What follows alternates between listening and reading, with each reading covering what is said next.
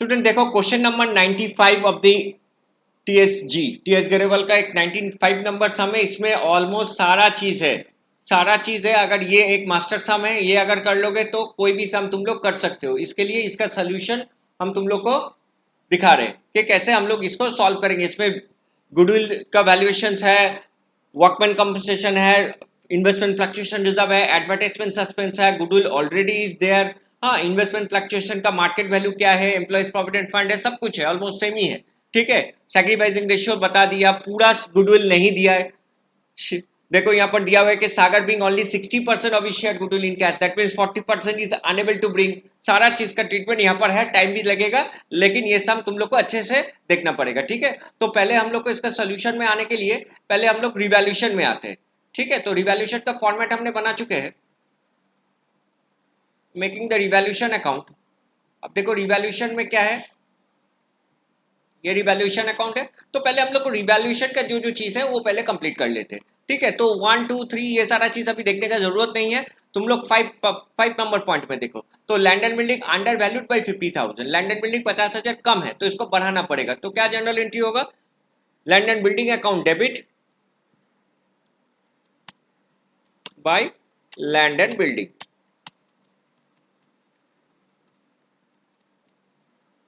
Land and building कितना बड़ा है, तो लैंड एंड बिल्डिंग देखो बाई 50,000 कम करके रखे थे, इसलिए 50,000 हम लोग बढ़ा दिए। अगर 50,000 हम लोग बढ़ा दिए तो इसका नेट इफेक्ट भी तुरंत हम लोग डालेंगे। 50,000 हो गया तो मेरा लैंड एंड बिल्डिंग कितना था, 60 था, अभी 50,000 हो गया। तो कुल मिला के मेरा लैंड एंड बिल्डिंग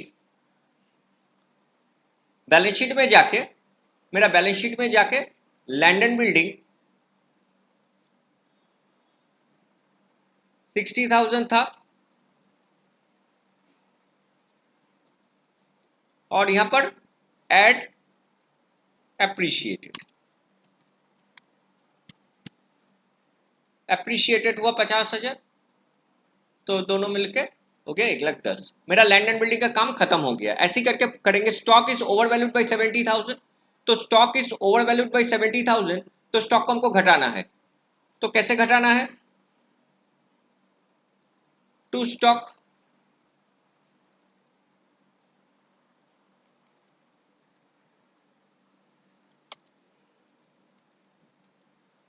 स्टॉक कितना घटाएंगे, 70,000।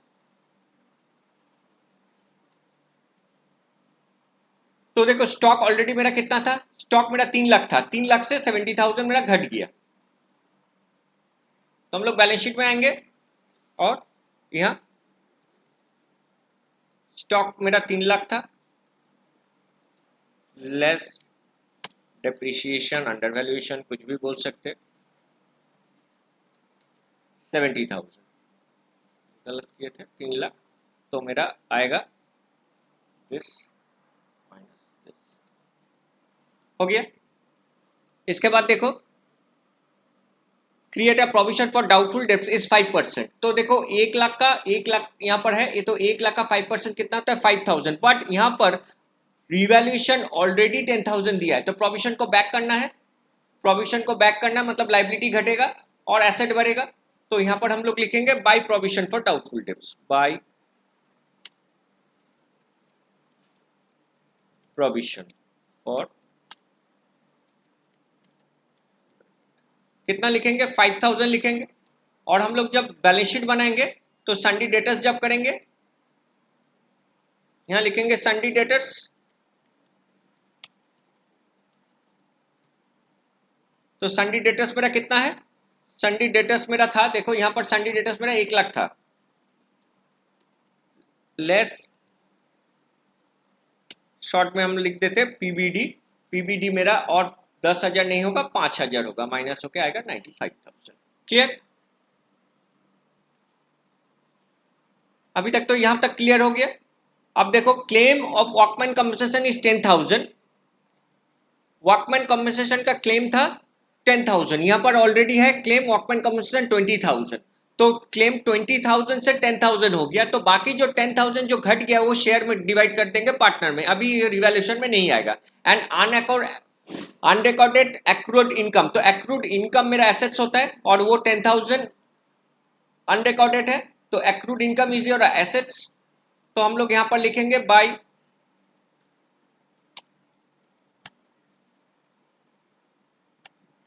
Accrued income. एक्रूड इनकम कितना था, 10,000 था, तो यहाँ 10,000 डाल देते and directly transfer two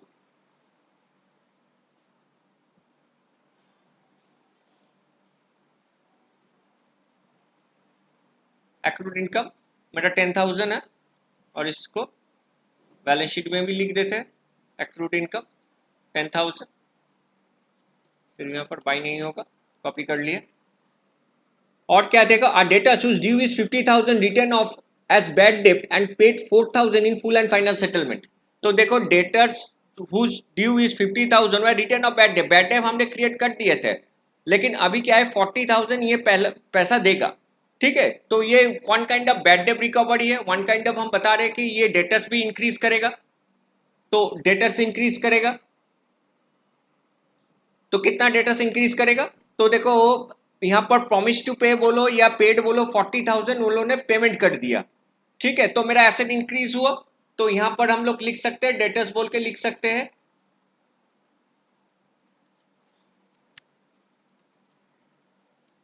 by bank भी बोल सकते हैं, बाई बैंक भी लिख दो। कितना पैसा हम लोग को वापस दिया, 40,000, ठीक है। तो यहां तक मेरा हो गया, रिवैल्यूएशन का पार्ट मेरा ऑलमोस्ट खत्म हो गया।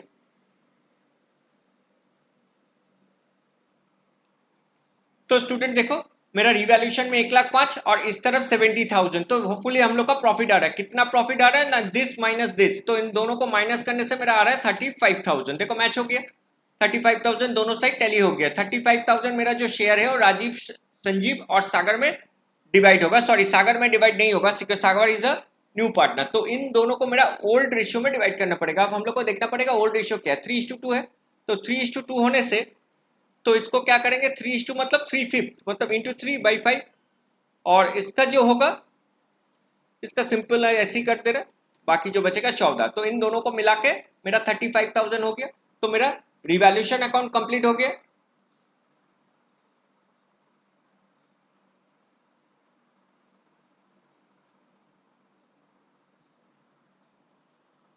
रिवैल्यूएशन अकाउंट मेरा कंप्लीट हो गया। रिवैल्यूएशन कंप्लीट हो जाने के बाद हम लोग कैपिटल अकाउंट में मूव करेंगे। कैपिटल अकाउंट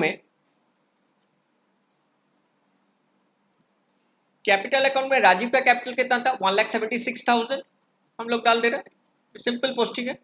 संजीव अकाउंट में कितना है, 2,54,000, ठीक है। और हम लोग यहां पर रिवैल्यूएशन ट्रांसफर भी करेंगे, रिवैल्यूएशन प्रॉफिट,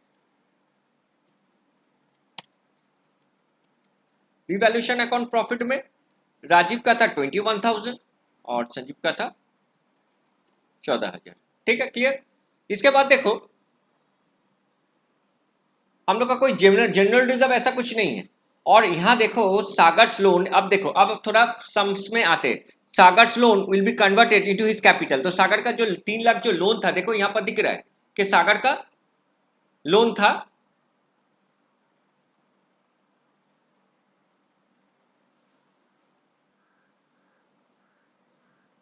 सागर का जो लोन था 3 लाख, वो कैपिटल अकाउंट में ट्रांसफर हो जाएगा। तो हम लोग यहां लिख सकते बाय लोन, और ये लोन अकाउंट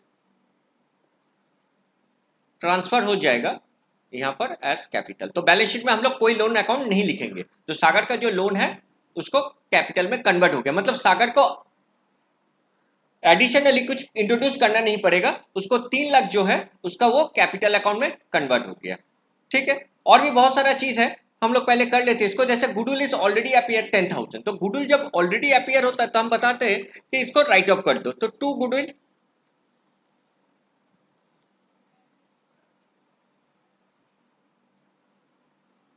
गुडविल को राइट ऑफ कर देते। देखो 10,000 है, 10,000 ओल्ड रेशियो 3:2 है, तो कितना होगा 6,000 और 4,000 में हम लोग डिवाइड कर देंगे। सिमिलरली एडवर्टाइजमेंट सस्पेंस अकाउंट भी ऐसे ही करना पड़ेगा, सेम हुए टू एडवर्टाइजमेंट सस्पेंस अकाउंट, तो देखो एडवर्टाइजमेंट सस्पेंस अकाउंट को भी हम लोग शेयर करेंगे, हमेशा ये करना पड़ेगा। तो एडवर्टाइजमेंट सस्पेंस अकाउंट कितना था, तो एडवर्टाइजमेंट सस्पेंस भी 10,000 था। चलो अच्छा, ये कैलकुलेशन के लिए तो ये भी 6,000 और ये भी 4,000 हो जाएगा, ठीक है। अब आते हैं वैल्यूएशन ऑफ गुडविल। देखो सैक्रिफाइसिंग रेशियो तो यहाँ पर दे दिया, बट हम लोग को वैल्यूएशन ऑफ गुडविल यहाँ पर करना पड़ेगा। तो वैल्यूएशन ऑफ गुडविल में देखो, goodwill value 2 years purchase of the super profit of the last 3 years profit for the last year is this, the normal profit is 6,30,000 with the same of the capital and similar industries. लेकिन इसका valuation जो है वो कौन सा method में है, goodwill 2 years purchase of the super profit, तो सुपर प्रॉफिट वैल्यूएशन में है। तो सुपर प्रॉफिट वैल्यूएशन के गुडविल के लिए क्या करना पड़ेगा, पहले तो हम लोग को एवरेज कैपिटल निकालना पड़ेगा, तो एवरेज प्रॉफिट निकालना पड़ेगा। तो एवरेज प्रॉफिट कैसे होगा, इसके लिए हम लोग को सम का नीचे जाना है और यहाँ पर मेरा एवरेज प्रॉफिट पहले हम लोग कैलकुलेट कर लेते हैं। बहुत ही बड़ा सम है एवरेज प्रॉफिट। तो एवरेज प्रॉफिट करने के लिए क्या होता है, तो देखो 4,80,000, 9,30,000 और 13,80,000, ये तीनों मेरा कैपिटल है।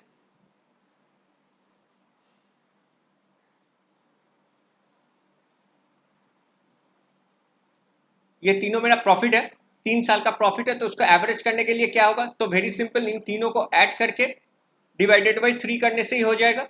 इसको तीनों को ऐड करने से और डिवाइडेड बाई 3 करने से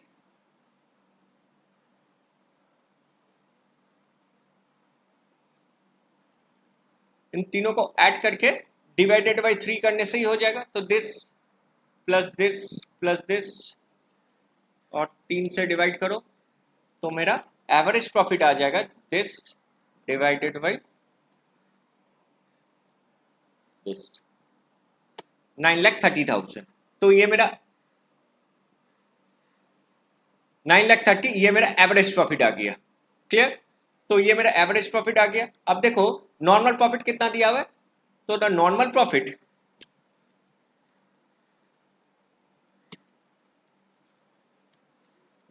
कितना दिया हुआ है, 6,30,000, क्लियर। देखो यहाँ पर क्लियरली दिया है नॉर्मल प्रॉफिट 6,30,000। तो मेरा सुपर प्रॉफिट क्या होगा, तो वेरी सिंपल, सुपर प्रॉफिट होगा, हम लोग को सभी को पता है कि super profit means the average profit minus normal profit.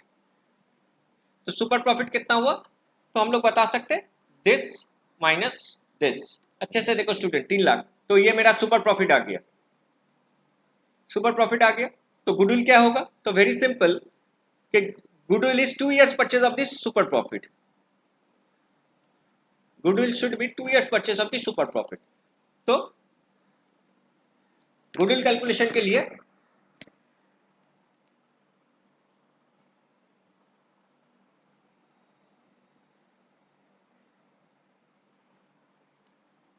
क्या करना पड़ेगा, 2 years परचेज था तो 2 इंटू 3 लैक्स, 2 इंटू 3 लैक्स कितना होगा, तो इक्वल्स टू हम दे देते 2 into 3 lakhs.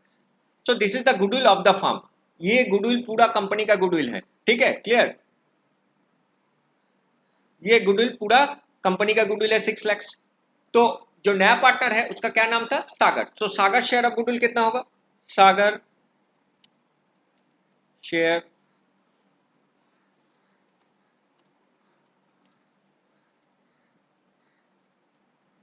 So the Sagar share of goodwill very simple, 6 lakh का कितना होगा, हम यहां पर कर देते कैलकुलेशन, नहीं तो समझ में नहीं आएगा। 6 lakhs का सागर का जो शेयर था, so what will be the share of sagas.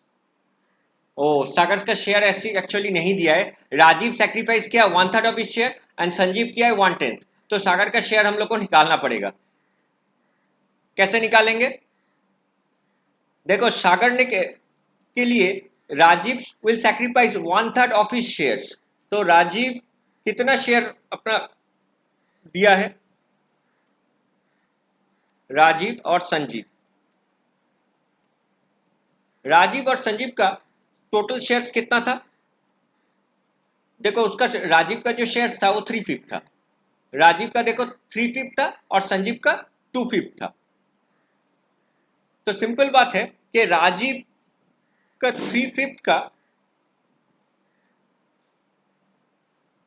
3/5 जो शेयर है उसका 1/3 1/3 मतलब 0.20।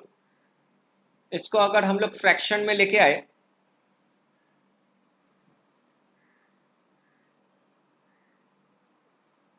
1/5, तो राजीव ने 1/5 शेयर किसको दिया?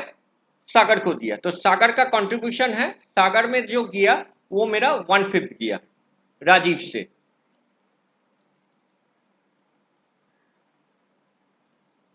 ठीक है। अब संजीव का क्या है ना? संजीव देखो, Sanjeev sacrifice 1/10 from his share of नहीं है। तो संजीव का कितना शेयर था? तो एज बिकॉज संजीव का शेयर था 2/10, अच्छे से देखो, सॉरी 2/5 माइनस 1/10। ठीक है, 2/5 माइनस 1/10,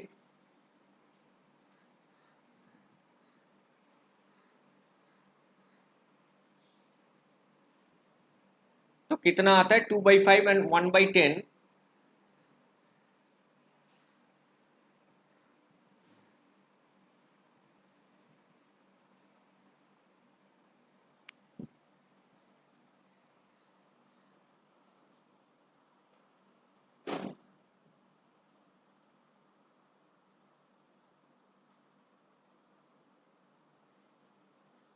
थ्री टेंथ।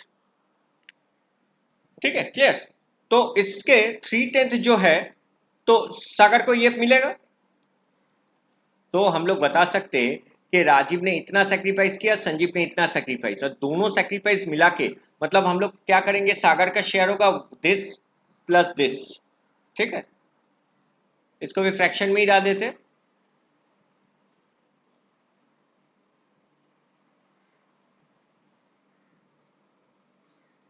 फ्रैक्शन में जाके कर देते हैं हाफ। 1/2 1/5 और 3/10 दोनों को अगर प्लस करेंगे, क्योंकि राजीव ने इतना सेक्रीफाइस किया और संजीव ने इतना सेक्रीफाइस किया, तो उसका शेयर है हाफ, इतना शेयर उसको मिल जाएगा।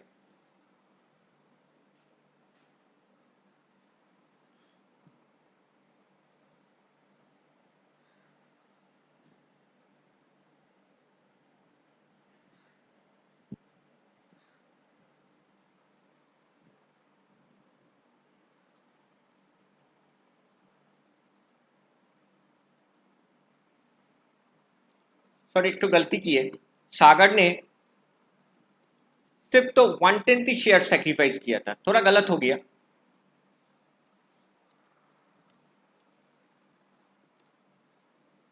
सागर ने 1/10 सेक्रीफाइस किया। This is the sacrifice, this is the sacrifice ratio, sacrifice. Sanjeev तो directly is given that Sanjeev sacrifice from his share 1/10 and Rajeev का 1/3 ऑफ हिज शेयर। तो दोनों मिला के ये दोनों सेक्रीफाइस किया, और ये दोनों मिला के जो आएगा, ये जो आया ये मेरा संजीव का शेयर है। तो संजीव का शेयर 3/10 होने से the goodwill of the firm क्या होगा? 3/10। तो कितना बचता है?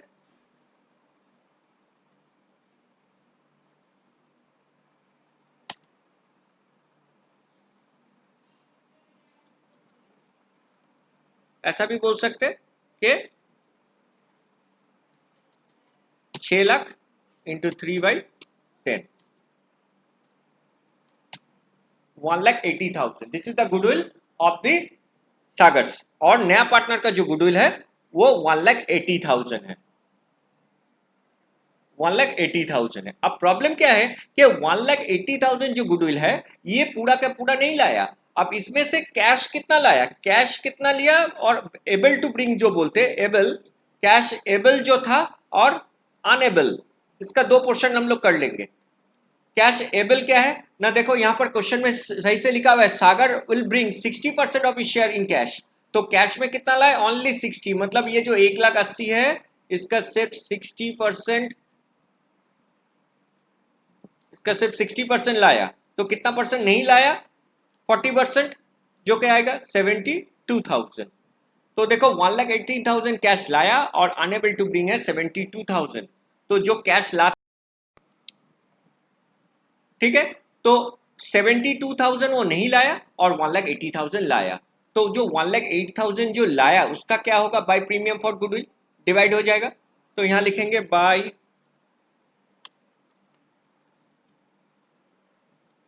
प्रीमियम फॉर गुडविल, जो कि 1,08,000 है, उसको कौन सा रेशियो में डिवाइड करना पड़ेगा, देखो उसके लिए सैक्रिफाइसिंग रेशियो तो यहाँ किया ही है 1/5 और 1/10, तो इसको एक्चुअली द सैक्रिफाइसिंग रेशियो 1/5 मतलब इसको 2 से अगर मल्टीप्लाई करेंगे 2/10 और 1/10 2:1, द सैक्रिफाइसिंग रेशियो इज 2:1, तो सैक्रिफाइसिंग रेशियो 2:1 है, तो इसको हम लोग क्या करेंगे, सैक्रिफाइसिंग रेशियो 2:1 में डिवाइड कर देंगे। 2:1 में डिवाइड करने से कितना होगा, 1,08,000 डिवाइडेड बाई 3 into 2 और इसका होगा 1, तो 72,000 36,000। क्लियर। अब आते हैं अनेबल टू ब्रिंग। स्टूडेंट तुम लोग को पता ही है कि गुडविल अगर नहीं ला पाता है तो क्या एंट्री होता है, गुडविल अगर नहीं ला पाता है तो अनेबल टू ब्रिंग कहते हैं। तो अनेबल टू ब्रिंग का जर्नल एंट्री क्या है, new partners current account debit to old partners current account, ये हम बता सकते हैं।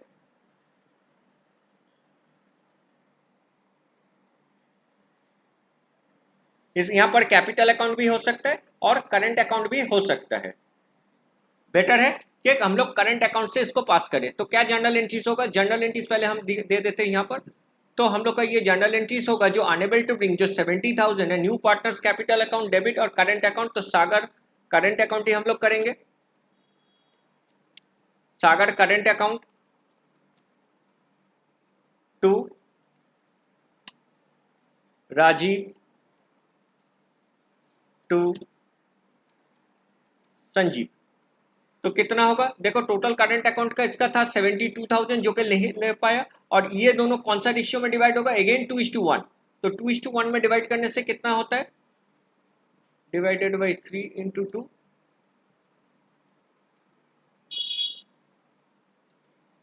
और इसका होगा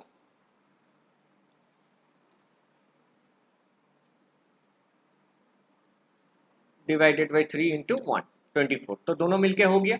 तो देखो Sagar's current account to Rajeev to Sanjeev, तो इसको लेजर अगर हम लोग पोस्टिंग करेंगे तो क्या करेंगे,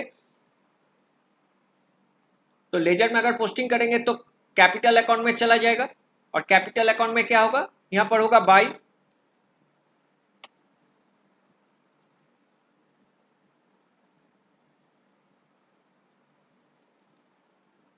सागर करंट अकाउंट, तो सागर करंट अकाउंट में कितना आएगा,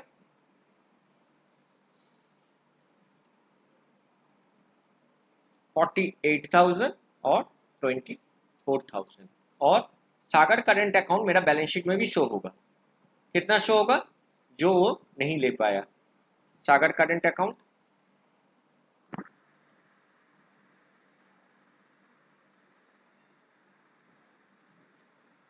72,000।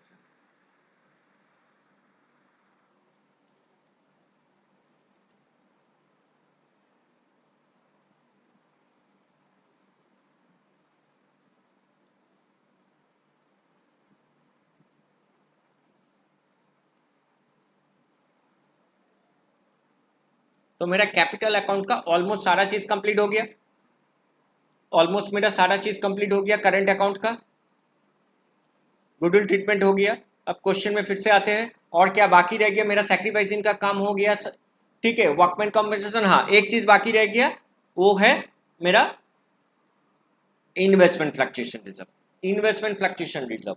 तो workman compensation reserve and investment fluctuation appear in the books of the new firm after adjusting workman compensation claims and difference between the book value and the market value of the investment. Such adjustment should be made to opening a current account. अच्छा,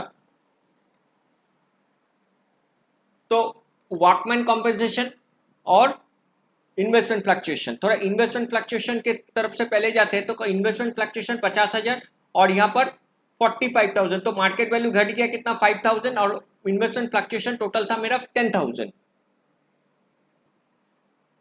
तो देखो कि Walkman compensation 20,000 और investment था fluctuation 10,000। अच्छे से समझो 50,000 से 45,000 इसका वैल्यू हो गया, तो सो द 5,000 जो रिड्यूस हुआ वो इन्वेस्टमेंट फ्लक्चुएशन से कंपेंसेट हो जाएगा। तो मेरा इन्वेस्टमेंट फ्लक्चुएशन रिजर्व कितना रह गया 5,000 जो कि बैलेंस शीट में आएगा। और क्या बोल रहे, और मेरा वॉकमैन कंपनसेशन जो था, तो वॉकमैन कंपनसेशन तो देखो 10,000 था, तो मेरा वॉकमैन कंपनसेशन 20,000, तो कितना रेस्ट रह गया 10,000 रह गया। जो 10,000 और 15,000 जो रह गया है उसका एडजस्टमेंट एंट्री पास करना पड़ेगा, 10,000 और 5,000, तो कुल मिला के टोटल 15,000 का हम लोग को बनाना पड़ेगा। तो सेम जर्नल एंट्री यहां पर करना पड़ेगा for Walkman compensation and reserve, लेकिन अमाउंट थोड़ा चेंज हो जाएगा। क्या चेंज होगा ना, उसका शेयर जो होगा। तो यहां पर देखो कि सागर करंट अकाउंट कितना होगा, तो वेरी सिंपल, दोनों मिला के मेरा 15,000 है और सागर का शेयर कितना था 3/10, जो कि यहां पर आएगा 3/10 ऑफ 15,000 जो कि आएगा 4,500, और ये 4,500 इन दोनों में डिवाइड हो जाएगा। क्लियर, इसको कहते हैं एडजस्टमेंट। देखो यहां पर लिखा हुआ है, यहां ही है कि such adjustment should be made for the opening of a current partners current account. तो पार्टनर्स करंट अकाउंट, ये दोनों का एडजस्टमेंट हम लोग को पार्टनर करंट अकाउंट में करना पड़ेगा। अदरवाइज हम लोग क्या करते हैं 10,000 और 5,000 15,000 बैलेंस शीट में हम लोग लिख लेते थे। तो इसका भी जर्नल एंट्रीज क्या होगा, sagas current account to Rajiv, तो हम लोग डायरेक्ट फिर से हम लोग चले जाएंगे और सेम वे से हम लोग को करंट अकाउंट इसका पास करना पड़ेगा, जो कि आया था 3,000 और इनका आया था 1,500। क्लियर, सागर्स करंट अकाउंट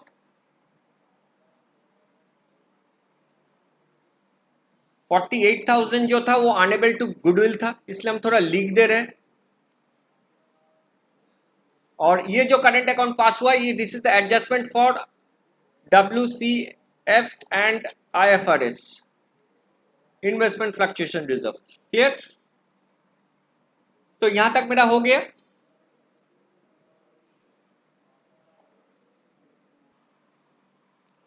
तो करंट अकाउंट स्टूडेंट हमने यहां डाल दिए, IFRS और इसका एडजस्टमेंट एंट्री यहां पास कर दिया। इसका मतलब होता है कि करंट अकाउंट जब एडजस्टमेंट पास कर दिए तो WCF का फुल वैल्यू यहां पर आ जाएगा, और IFRS का देखो 5,000 जो कि 5,000 कंपेंसेट हो गया।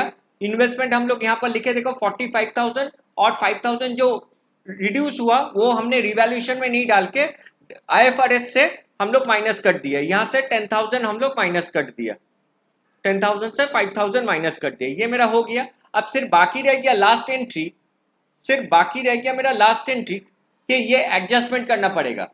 टोटल कैपिटल को एडजस्टमेंट कैसे करेंगे, तो इसके लिए देखो नया पार्टनर का मेरा शेयर था 3/10, तो वेरी सिंपल, नया पार्टनर का मेरा 3/10 के लिए मेरा 3/10 के लिए मेरा 3/10 के लिए उसका कैपिटल कितना था 3 लाख था।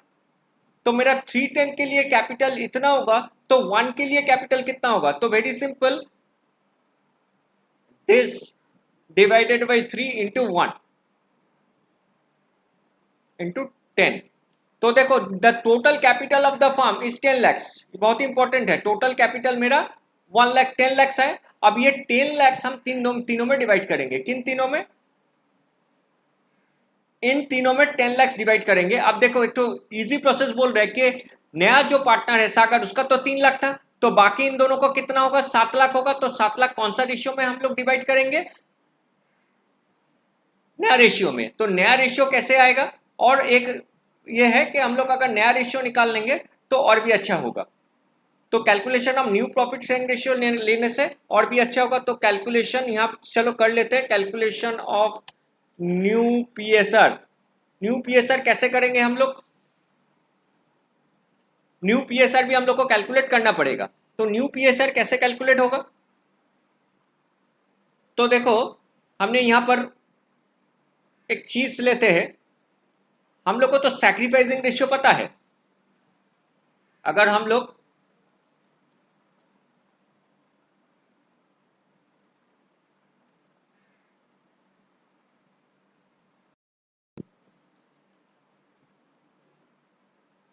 हम लोग का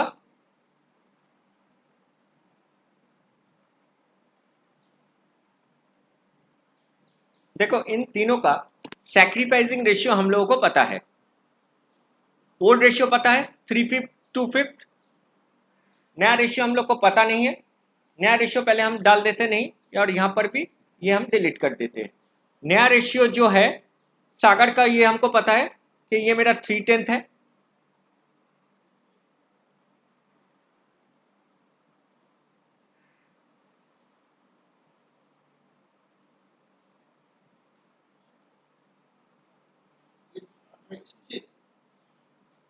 कौन कौन कौन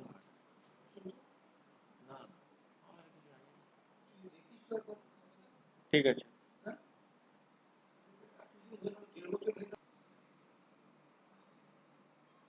तो देखो ओल्ड रेशियो हमने यहाँ पर डाल दिए और less new ratio. New ratio हम लोगों को पता नहीं है, सिर्फ सागर का न्यू रेशियो पता है, बट सैक्रिफाइसिंग रेशियो हमको पता है।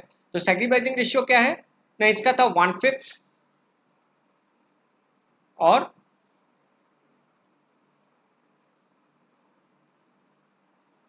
इसका सैक्रिफाइसिंग रेशियो था 1/10।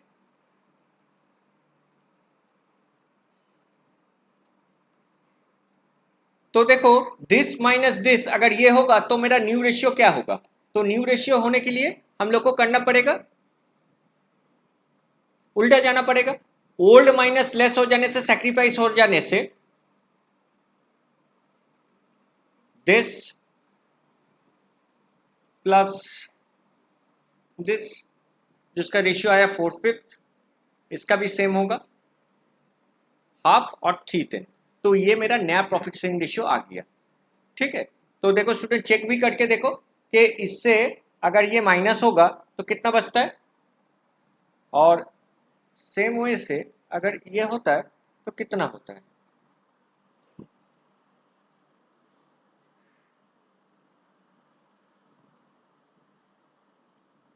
देखो 1/10 भी आ गया, ये भी आ गया, चेक कर लिया, तो मेरा आंसर सही है। तो नया रेशियो आ गया मेरा 4/5, 1/2 और 3/10। अगर इसको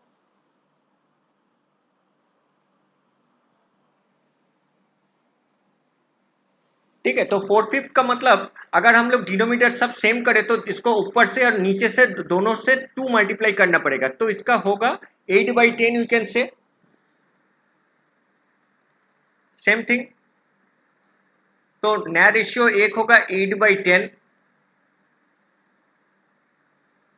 इसका होगा 5/10, 8/10, इसका 5/10, और इसका होता है 3/10, जो कि this is the new profit sharing ratio.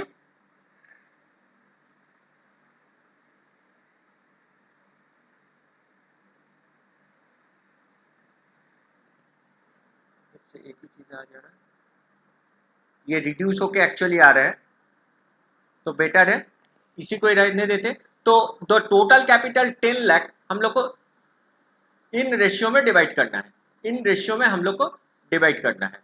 तो चलो, तो टोटल कैपिटल कितना होगा, तो इन रेशियो में अगर हम लोग डिवाइड करें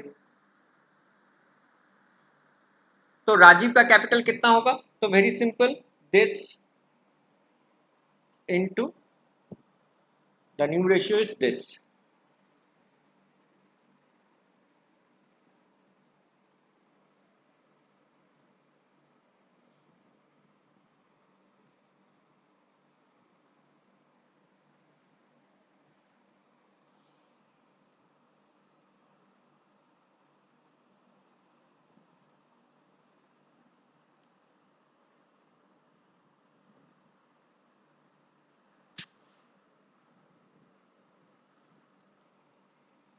स्टूडेंट थोड़ा गलत हो गया था मेरा calculation. New profit sharing ratio देखो, ओल्ड रेशियो 3/5 था और मेरा सैक्रिफाइसिंग रेशियो 1/5। ठीक है, तो यहाँ पर कितना लिखेंगे, तो देखो 3/5 से 2/5 माइनस करने से 1/5 आएगा, तो नया रेशियो मेरा यहाँ पर 2/5 होगा। यहाँ पर 2/5 से 3/10 माइनस, मैंने मैनुअल कैलकुलेट किए, 2/5 से 3/10 माइनस करने से ये 1/10। तो मेरा नया रेशियो जो है 2/5, 3/10 और 3/10, और इसी हिसाब से अगर हम लोग कैलकुलेट करें टोटल कैपिटल तो इसका कितना आएगा, तो मेरा टोटल कैपिटल 10 लाख था और इसका 2/5 आया 4 लाख।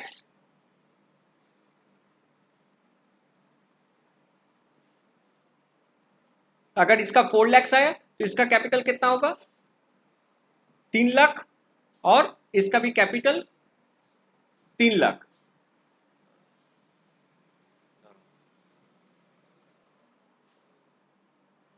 तो स्टूडेंट देखो, राजीव का कैपिटल 4 लाख, 3 लाख और 3 लाख आया।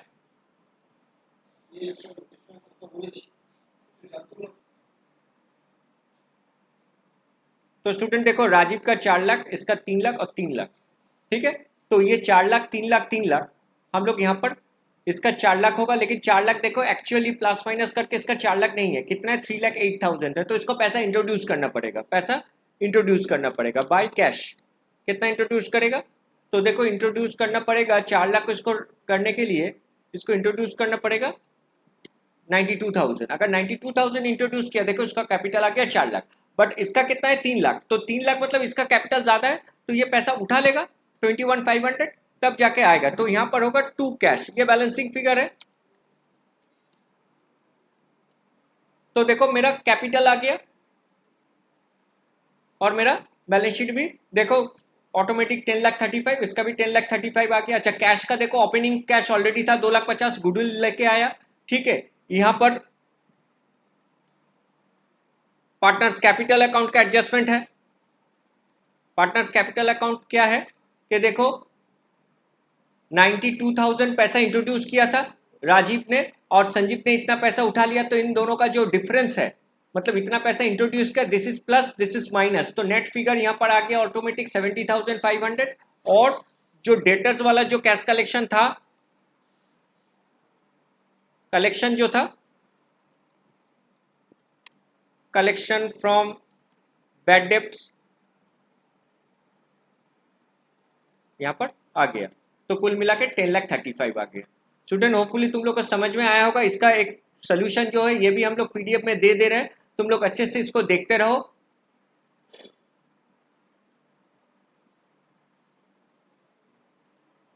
ठीक है, तो इसका जो goodwill treatment, investment fluctuation reserve, ठीक है, इन्वेस्टमेंट फ्लक्चुएशन रिजर्व का इसका एडजस्टमेंट किए। क्यों एडजस्टमेंट किए, क्योंकि यहां पर हमको सेम फिगर यहां पर डालना था 20,000 और 5,000। और देखो करंट अकाउंट का जो ये है इन्वेस्टमेंट करंट, ये जो करंट अकाउंट है ये गुडविल ट्रीटमेंट के लिए करंट अकाउंट, ये भी मेरा एसेट साइड में जाएगा।